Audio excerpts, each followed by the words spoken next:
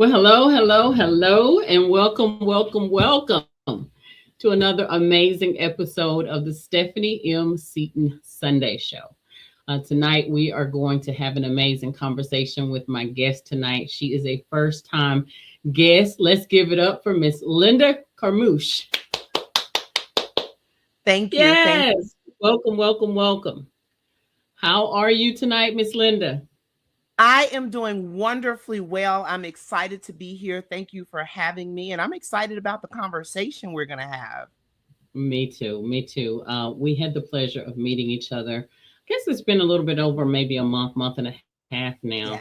Yeah. At the Black Girls Who Read event, and it was an amazing event.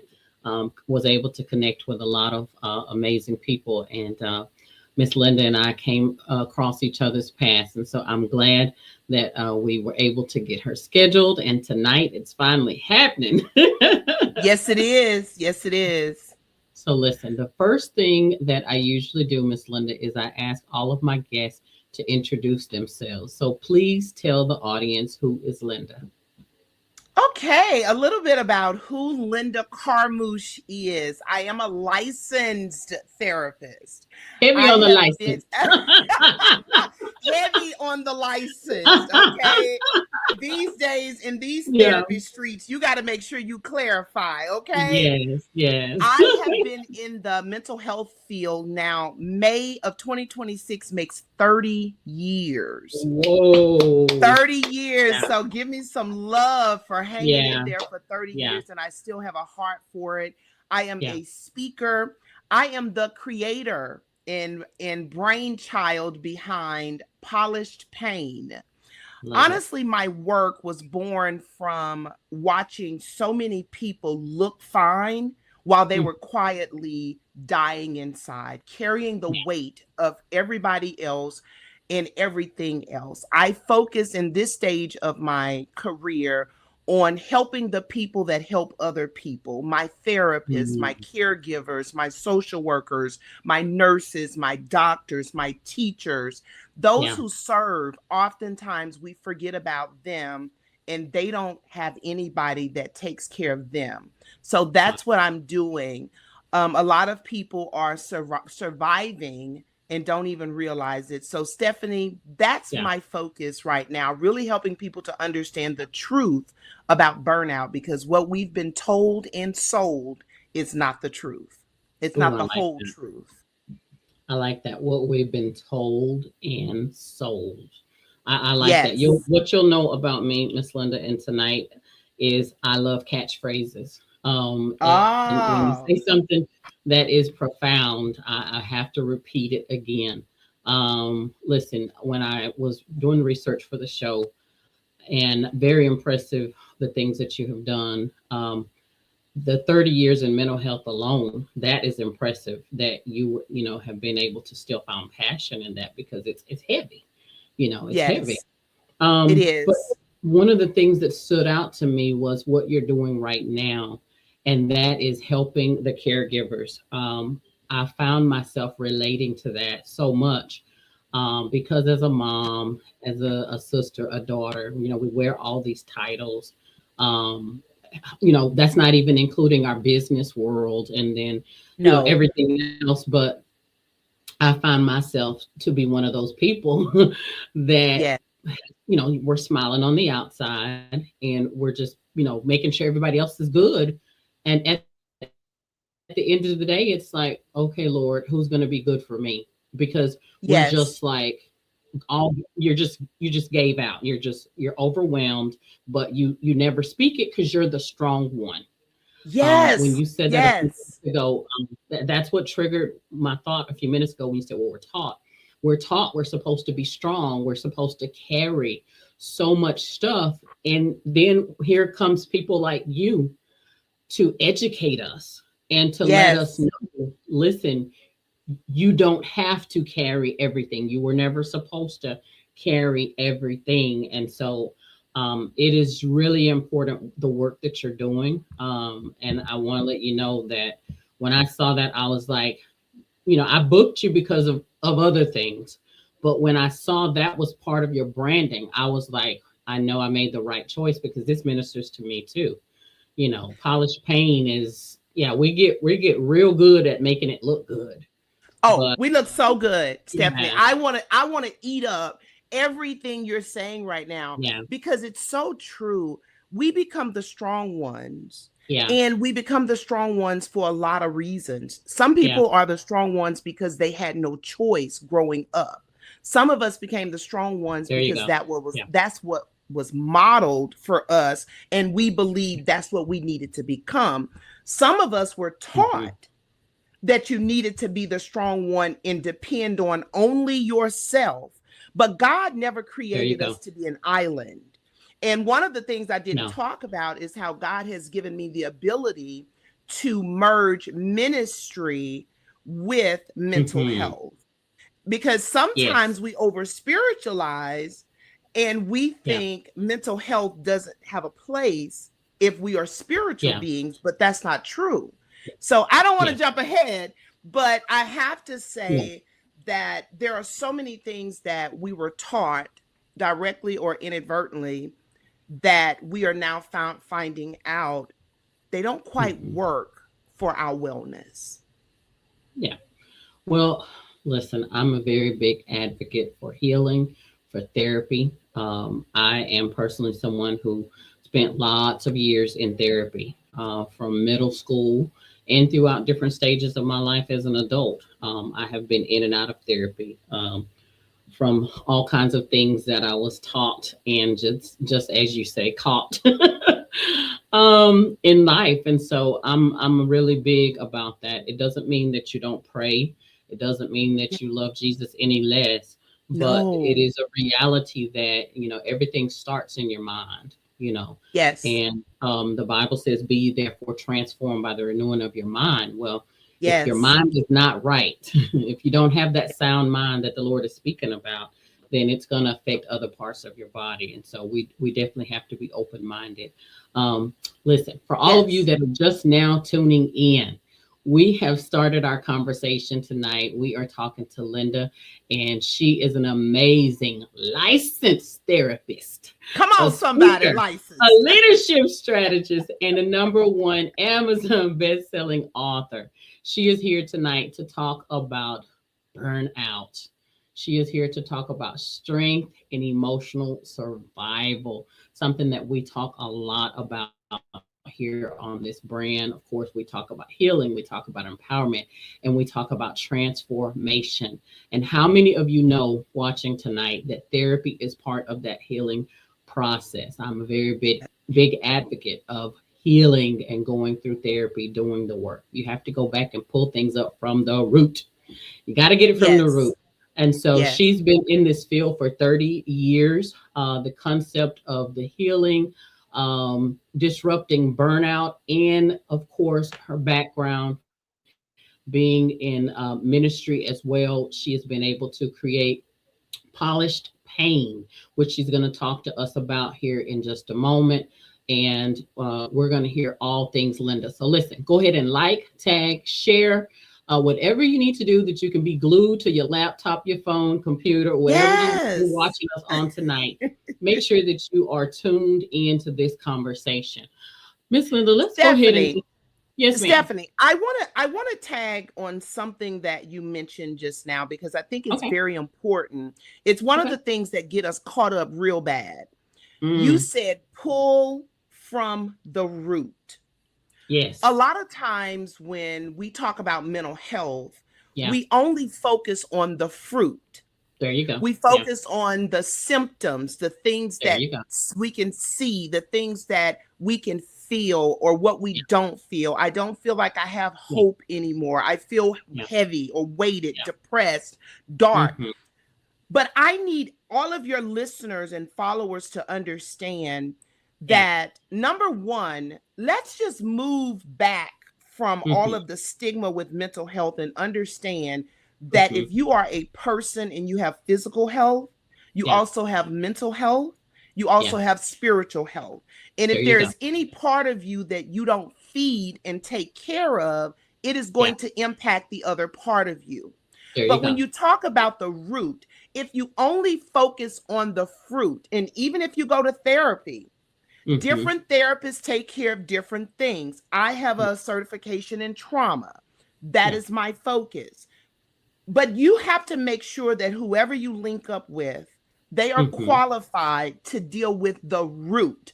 If you go to a therapist and all you talk about is the fruit, what you're going to do is manage the symptoms. You don't want to manage the symptoms. You want to process what has happened so that you can get to the root of it. Because whenever you kill or dismantle the root, the fruit will die. Woo, I like that. Let's say that again. Say it again.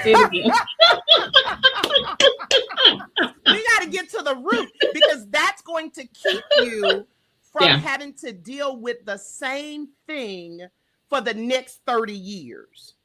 Cycles. It doesn't mean that it won't try it. It won't resurface.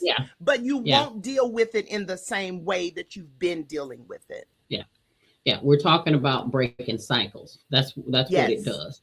It breaks the cycles. And I have seen so many people go through the therapy. And just like what you're saying, Linda, they talk about only the right now. They don't talk about what started, when things happen, because all of it matters. Relating it in parallel to ministry and to church, when we talk about people getting delivered, but we don't talk about what opened the door for them to get the addiction, what opened the door for them to get the stronghold. And so therefore we get them delivered, but we don't teach them how to stay delivered. And so therefore, not getting to the root, you're not teaching somebody how to stay delivered, what caused them to get, and so in the same way, we're talking about the spiritual aspect, we're talking about the mental aspect, that yes, we can talk, you can listen to me tell you my business all day long. But if you don't get to the root of what got me here, what led up to these events, you're not going to help me. You're not going to help me, because you've got to help me have some tools that the next time something happens, I don't get triggered. And I go back into what I'm coming out of. So this is what separates. A lot of times you'll hear people, especially melanated people, I'm gonna talk about us, will say, well, I don't want to go talk to a stranger. I can talk to my friend. This is one of the things that separates the conversation you're having with your friend versus a therapist.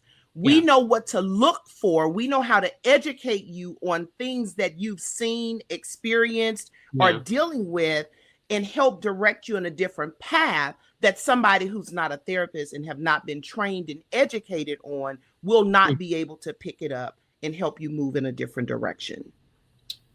And that should be the goal, not just, continually having the same conversation, but moving, breaking the cycle and moving to going through the actual healing process.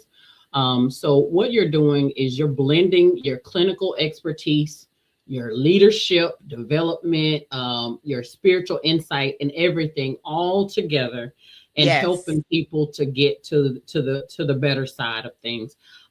Polished pain. I'm loving it. Let's talk about your book. I mean, I would ask you, how did you come up with the name? But I mean, it's pretty obvious. The Cost of Burnout and Unresolved Trauma, Polished Pain. Let's talk about it. Let's talk about it. Let's talk real good about it.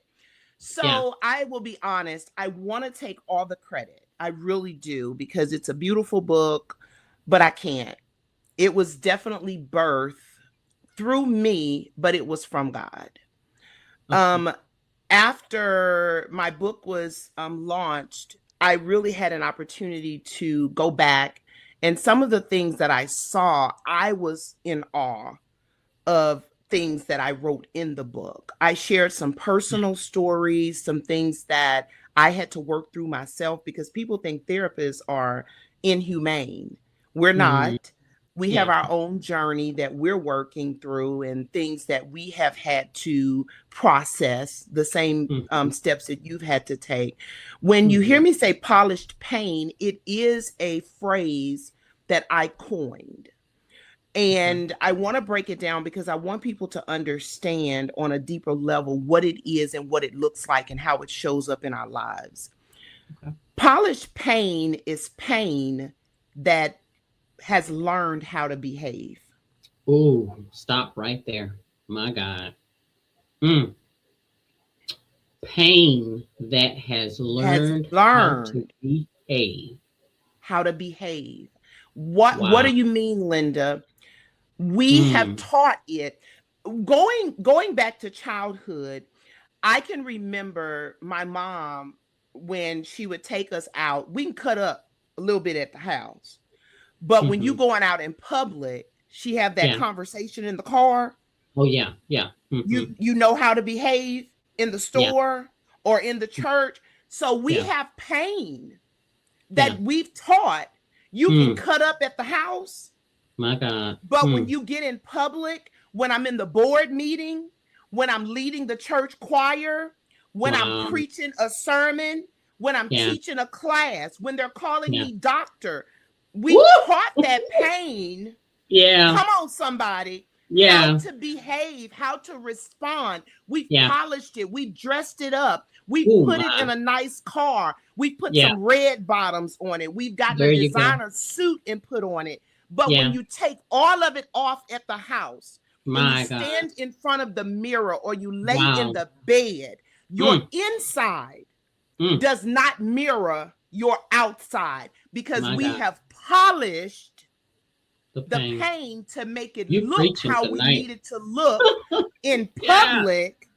Yeah. So in public, we're thriving, it looks like. Yeah. But in private, we're dying. Wow. Listen, and you and I have not had a conversation before this night, but the Lord does a thing when he does a thing, right? Yeah, always. I have a virtual conference coming up called Hidden Things. It's about that very thing that you're talking about tonight. I mean, only he can do it. Yeah, but it's about the very thing you're talking about tonight. I didn't call it polished pain, but still the same thing. And you're hitting on it. So that says that the Lord wants us to have the conversation. He wants us to have those conversations. He's to have the conversation. Yes. Yeah. And I'm going to tell you, as I have explored, and it keeps growing because I thought it was just a book. Yeah. It's not just a book. It's a movement. Yeah. And I'm going to tell you that I'm coming out. I'm coming after everything the enemy has stolen because we're showing up and we're saying scriptures on our lips, but we're exhausted in our souls. Oh my God. Hold on.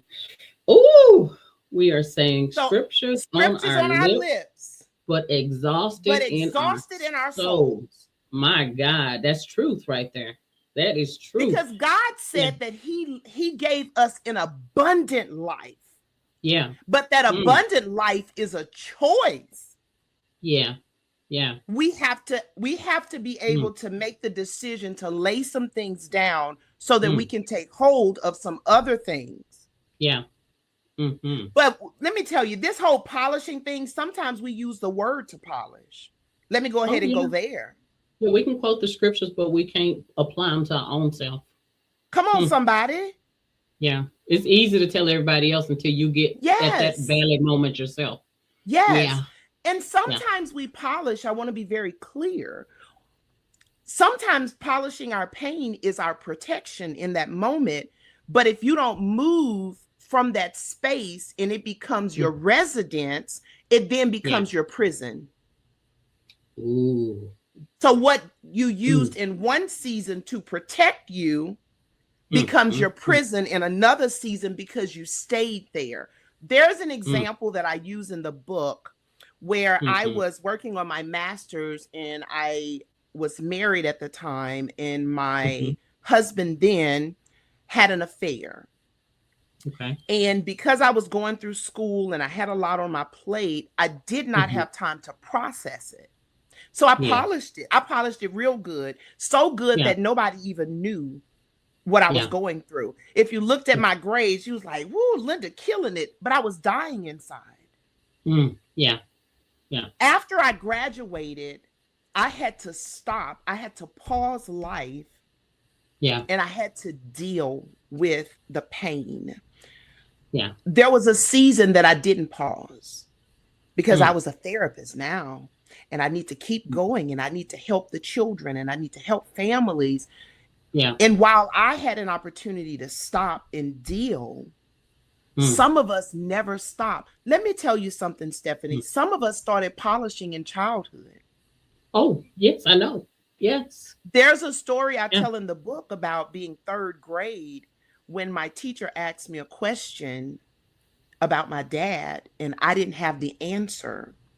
And what she said embarrassed me, but I smiled. That's polishing. Because I wasn't able to own my truth. Whenever you don't own your truth and you show up as something different, you're polishing. When a kid falls, a little boy falls, and we tell him to get up, stop that crying because boys don't cry. We're teaching them what we're saying is polish your pain and show up as strong, even though you're hurting. Yeah. Wow. And it doesn't stop because you get older. No. These are things we learn. Wow. These are things we're taught. If nobody ever teaches you how to grieve, when you have a loss, and they say, be strong, don't cry, you got to be strong. Yeah. Then I don't have an opportunity to show up and show you that I'm hurting, that I'm in pain. Wow. So in the book, I take people on a journey and I give them opportunities to really examine what is the pain that you've polished. And I'm going to ask your listeners to write it down, even if you don't have the book. Ask yourself, what is that thing that keeps gnawing at you? And you keep pushing it back. Yeah. That's pain that you've polished that you really got to process. Yeah. Oh, I get it. Hey, listen. I'm sitting here as you're speaking. I've got some polished areas. And you know, we're all still a work in progress. And I was just sitting here as you were, calling it forth and identifying and defining what polished pain is. I'm sitting here and I'm thinking to myself, I can identify with that if someone has offended me, or there are times when I'm vocal and I'll say something, but it seems like the deeper they cut, I go silent. Now, there are times when I'll say blah, blah, blah, blah. But there are times when it's real deep and it's personal. I find myself, I just go silent. And it's like, I can't even vocalize because I guess there's a part of me trying to still protect what we had. Yes. Oh, that's so good. If that makes sense, because we've been taught to do that, right? So what I really want to say would cut you to your core, like what you've done to me, but there's still a part in my head, that polished part, that lets me just go silent. Does that make sense what I'm saying? Yes. Yeah. I want to give you an example of something I've done. And I know other women have done it. I don't know if men, men might do it. I don't know, but I know we do it. Yeah. I remember having a relationship that went real left, and I thought it was going right onto the altar, but it went left. And I remember being in my friend group after it happened. My heart was broken. And I remember they was like, girl, it's his loss. And I was like, it surely is. It's his loss. I know my worth. That was polishing. Oh, I get it. Yeah. Because they did not give me a safe space to say, it's okay if you're hurting. Yeah. And so what happens a lot of the times is, now that I've said it's his loss, I have to keep showing up and pumping myself up. I'm polishing every time. Yeah. Where what I needed to say was, he lost, but it hurt. It hurt. I'm hurt. Yes. Being honest with myself. Yes. Yeah. I think it's those expectations that people set for us of how they feel like we're supposed to process things. makes us easier to do the polishing of the pain. Yeah. Because like you said, they call themselves giving you an out. Yes. But you didn't necessarily want an out. You didn't or necessarily need want an an out, out. right? Or need an out. Sometimes we need to Now, sit in that discomfort. Yeah. Sometimes we need to sit there to really think about it and be true to ourselves. How can someone tell the difference between burnout and a deeper, like unresolved emotional pain? How can you tell the difference between the two? So I guess we need to talk a little bit first before I can answer that about burnout. We've been taught that burnout is directly related to either working too much or not enough vacations. And I beg to differ. I believe that burnout has a lot to do with all of the things that we have carried too long by ourselves. A lot of the emotional weight. I believe that oftentimes we started burning out before we even got to work. Whoa, that's good. Sit in that right there for a minute. Yeah. Oh, yeah. Yeah. Mentally, especially. Yeah. Yeah. I believe that when you talk about burnout, we have to consider our whole journey. Yeah. And what happens a lot of the times is we're trying to diagnose if something is burnout or not, but it's very difficult to diagnose if it's burnout if we're not looking at the whole person and the whole picture. I'm going to give you an example. You often hear people say they went on vacation and they need a vacation from the vacation. Yes. Well, if vacation was the cure-all, you just came off vacation. Yeah. But if you took the toxic family members with you on vacation, that's why you need another vacation. This is why you need another vacation. It's not just the family, it's the patterns. So while you were on vacation, you didn't press pause. You kept serving. You kept taking care of everybody. You kept answering emails. So when we talk about understanding if it's burnout or if it's a deeper thing, a deeper issue, one of the things I'll say is you have to look at your life and ask yourself, what have I done to correct the burnout? Because burnout is not the problem. Burnout is the proof. Burnout is the proof that something else is going on deeper that we need to give attention to. Let me give you an example. If you feel like you're exhausted and you say, you know what, I'm going to sleep in this weekend. I'm going to take Saturday. I'm going to rest. I'm not going to do anything. You go through the whole weekend. You've slept in. You've rested. You didn't do anything. You didn't entertain anybody.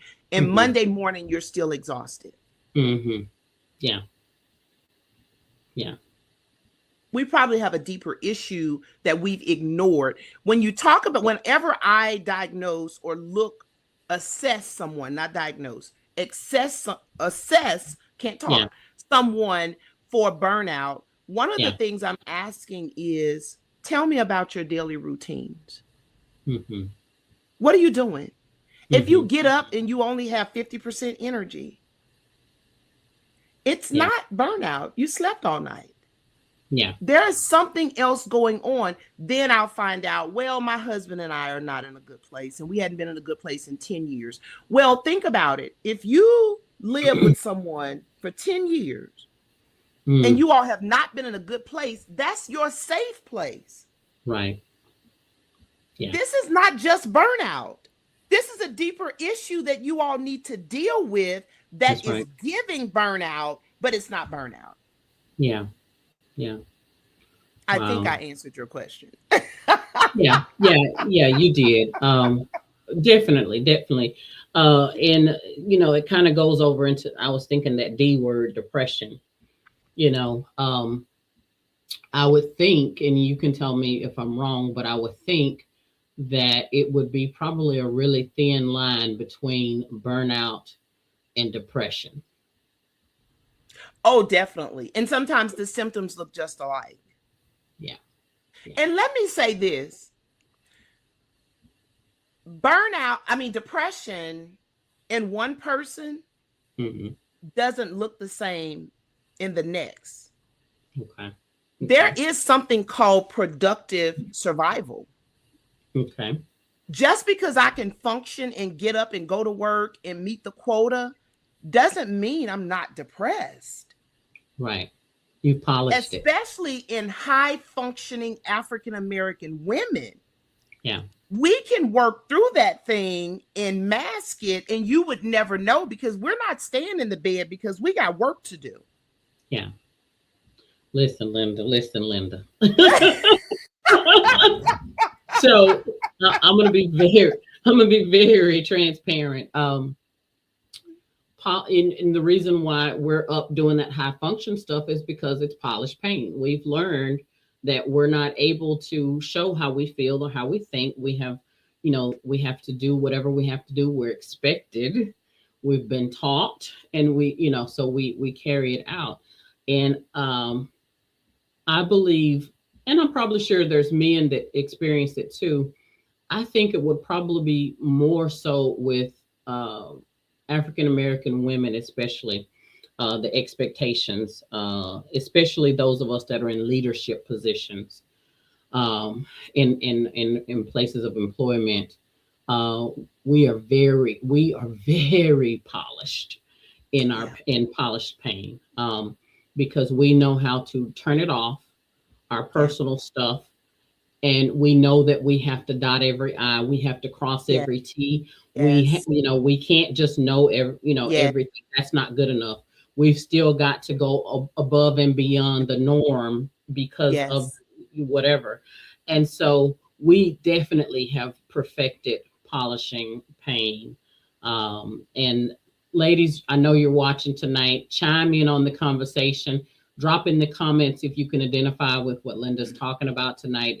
If some of this has hit you, go ahead and show us in the comments, because I know it's hitting home for me. I'm sitting here like, oh boy, she all in my business, But listen, this book right here, Polished Pain, I'm going to put the link in the comments for all of you that are watching. This link right here, no matter what time you watch this interview, you'll be able to click on this link, and it takes you directly to the Amazon link where you can make a purchase of the book, Polished Pain. Make sure that you share that link with someone that you know is struggling or going through some things.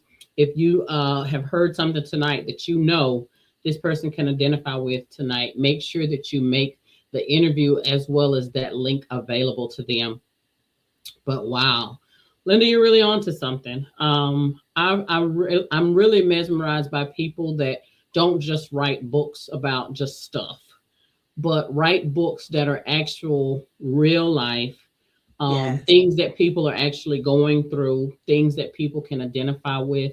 And again, I'm all about healing, empowerment, and transformation. This book is going to change so many people's lives because you are speaking to them directly. This is just amazing. I mean, you're not just hitting men, you're hitting women. It's not just, a certain ethnic group. This is across the board. Absolutely. We all have learned how to polish our pain and keep the performance going or do whatever. And not until we get to the bottom, till we get to the root, and learn how to actually do something different and break the cycles. Wow. And I want to say this, Stephanie. I realize that some people will never, ever go to therapy. Yeah. And I'm not saying that therapy is the only way you heal, because it's not. When I wrote this book, I intentionally made sure that I took you on a journey where I'm going to get you as close to the finish line as you possibly can. There are opportunities where you have to do some exercises. Where I allow you to do what I call is sit in it. There are so many things that we pass over and we want to get through it real quick, but we don't process it. Yes. I realize, not only from my own life, but from the thousands and thousands of people that I've journeyed with, that sometimes we polished because we didn't have a choice in that moment. Sometimes we polish because we didn't know any other way and we needed to survive. So I plead with your listeners to not feel that you've done something wrong that can't be changed. You still have an opportunity, as long as you are breathing, to do it differently, because as long as you continue to polish, it's never too late. You're carrying a weight that is so much heavier than you need to carry. And when you finally get to the point where you say, no more, no more, you open the door to experience a different level of freedom, love, and life. Yeah. Well, on that note, kind of tell us what that looks like. What does healing from polished pain actually look like in real life? So what would that look like? In real life, it's stepping outside of that comfort zone and giving yourself permission to not be okay. Giving yourself permission to lay down the title. And I don't mean title just in degrees. Oh, yeah. I mean title as in the strong one. Oh, yeah. The one who's available for everyone. A lot of power lays in the hands and the hearts and the heads of the person who's carrying the weight. A lot of literature says the first step is admitting that there's an issue. I disagree. The first step is being honest with yourself.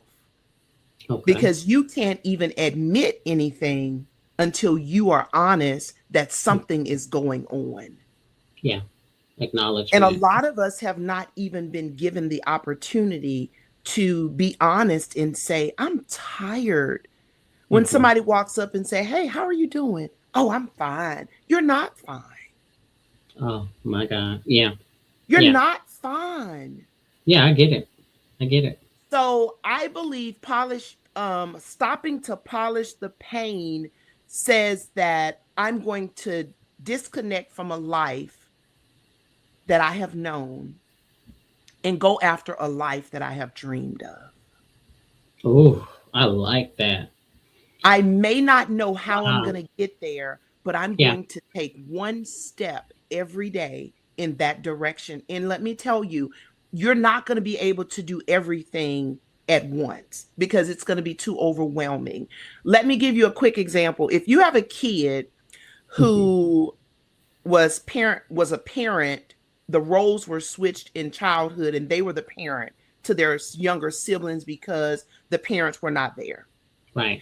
It's going to be very difficult at 50 or 60 for them to just stop being in control or parenting everybody. So you may have to stop. The first step may be you saying, I've done this a really long time. And while I'm good at it, it is wearing me out. Yeah. So the first step for me is going to be, I'm just going to stay in my lane and not take on anything else. Yeah. Yeah. That's starting the healing journey. That's starting the cycle to break. That's stopping all of these things that's been weighing you down. Because if we keep going the way that we are going, we're going to keep losing. Yeah. We're going to keep losing. Being strong. Yeah. Being strong has been applauded.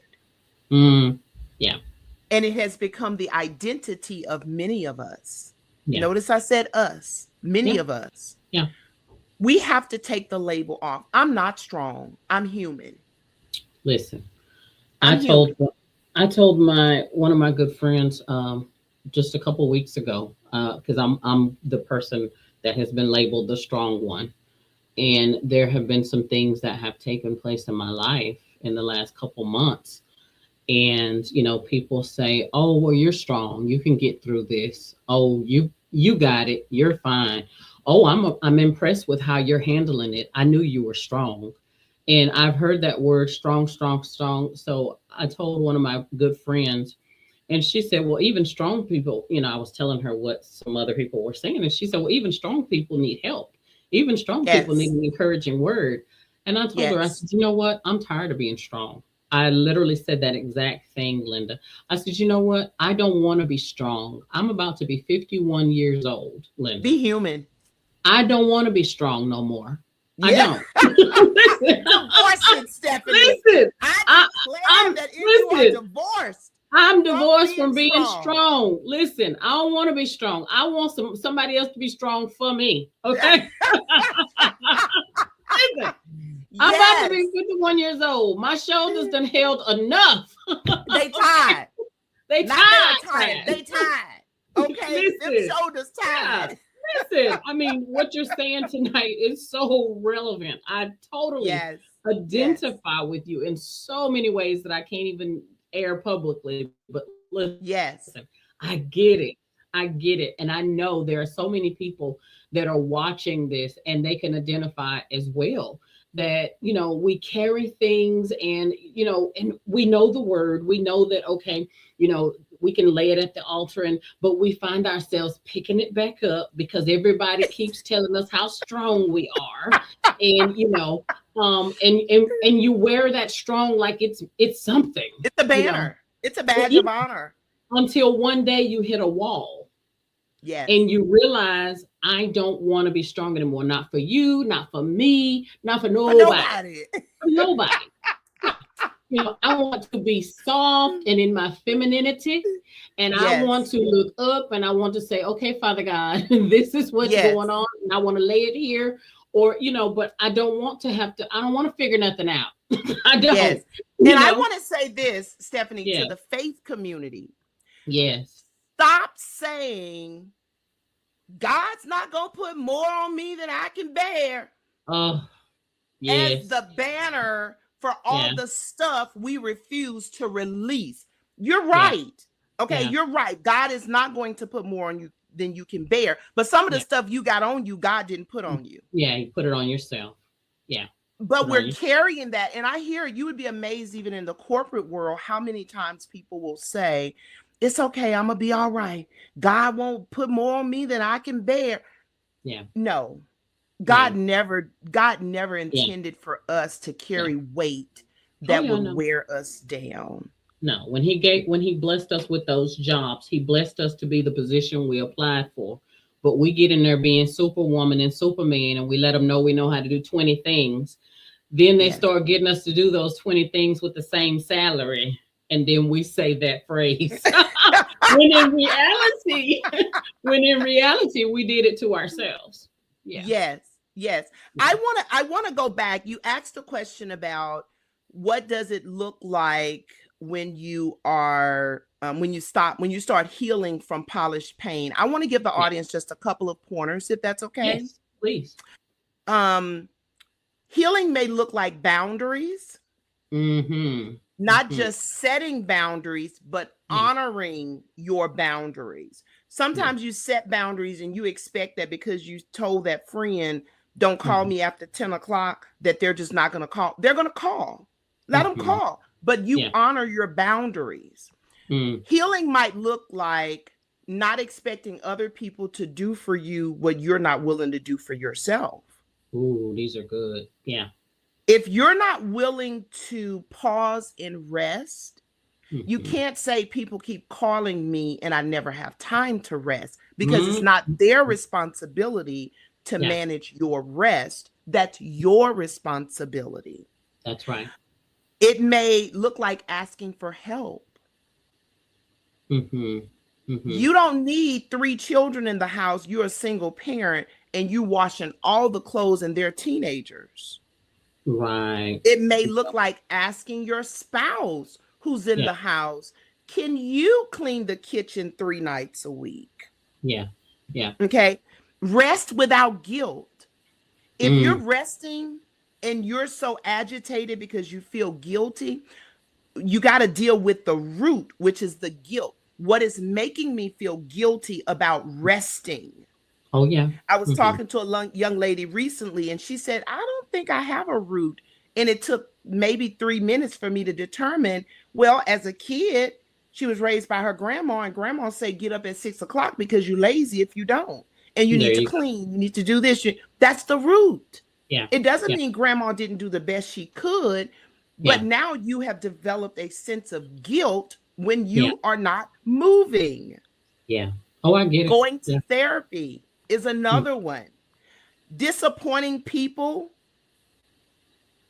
Yeah. It's okay for people to be disappointed. Okay. Yeah, it's okay. And they will live. Yeah. And the last one I want to give is learning to disconnect your worth from productivity. Ooh, that's a very good one. Disconnecting your worth from productivity. Like you talked about, I don't need to carry 5 extra duties at work that I'm not getting paid for so that you can consider me worthy. No. No. The answer is no. I'm not available. There you go. Yes. And learning to say no without any other words following it. That is a really big one. I love what you've said tonight, Lynda, because the reality of it is we can, in order for us to heal from this polished pain, we've got to set all these things in place, but setting them in place is not good enough if you don't follow up. It's being accountable to yourself. Yes. I can tell you all day, like you said, don't, that I'm not going to answer calls at 10. Then the phone rings and I answer it. Well, you're teaching people how to treat you.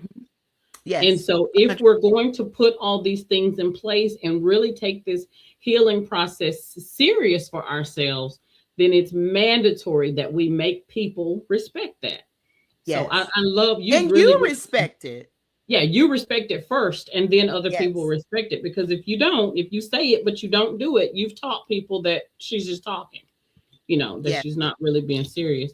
As we get ready to come to a close, and we have had an amazing, amazing conversation tonight, Miss Lynda. We're gonna have to do something again because this conversation has just been really good, and I can't let this polished pain thing go. We're gonna have to figure something out. Yes. But I'm going to give you 3 words. The 3 words are healing, empowerment, and transformation. And I know all of those probably reign for you, but pick one of them and tell us why, please. Okay. I would say healing. Okay. Sometimes we go through something that shakes our world to the core. Mm-hmm. It shakes our very soul. Mm-hmm. It impacts us in ways that we feel we could never heal and move forward. Yeah. But I picked healing because healing is really the children's bread. Yeah. Healing is possible. There is nothing, absolutely nothing that you have experienced in your life that you cannot heal from. And healing looks different for everybody. Mm-hmm. But whatever it is that you're stuck in, whatever it is the enemy has told you, this is just what life has dealt you. This is your life. This is where you are. No, you're not. Healing is available. And when you make the decision that you're going to heal, you are empowering yourself and you will be transformed. I love it. Look at you. Throw them all in there. I love it. I love it. I love it. I'm going to put the link up again. Please make sure that you click on the link, regardless, again, of when you watch this interview. You have the ability to click on this link. This is the link that leads to the Amazon site where you can purchase Lynda's book, Polished Pain. The picture is up here behind her. You can see the cover. Can you hold your book up again, Miss Lynda, so they can see your book? I can. Polished Pain, the cost of burnout and unresolved trauma. Make sure that you get a copy for yourself as well as someone that may be going through some things. And that's pretty much all of us. So definitely get a copy for yourself. And that can also be a gift to someone as well. Miss Lynda, thank you so much for being here tonight. I really appreciate you. And I'll reach back out to you so that we can follow up again, okay? For sure. And I'm going to ask all of your listeners to follow me on all social media platforms at Lynda Carmouche and grab some free tips and techniques as we all journey together. You don't have to do this alone. Very good. Do you have any upcoming events or workshops or anything? I am actually getting ready to do a conversation virtually about polished pain and dig into the book and some of the concepts about how you can make it work in your life.